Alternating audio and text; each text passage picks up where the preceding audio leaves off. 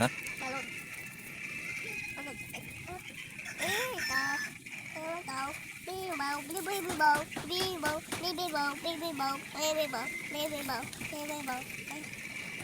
Yummy! Dila, dila, dila. Ay, dili mo sige. Wala unod. Ha?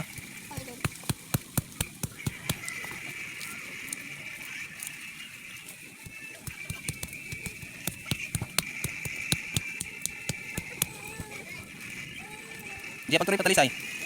Pagtuloy. Ang guys, oh. Yummy.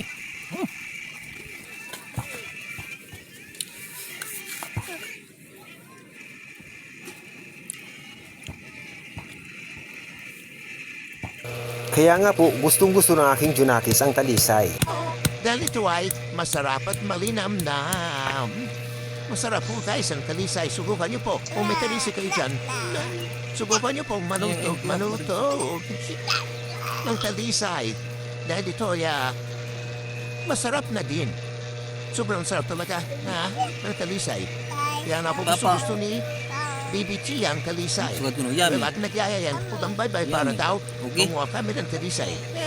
Kinukuha pala namin guys yung mga laglag na. Mas maganda kasi pag Ila, laglag ila. na, medyo tuyo na yung balat. Madali.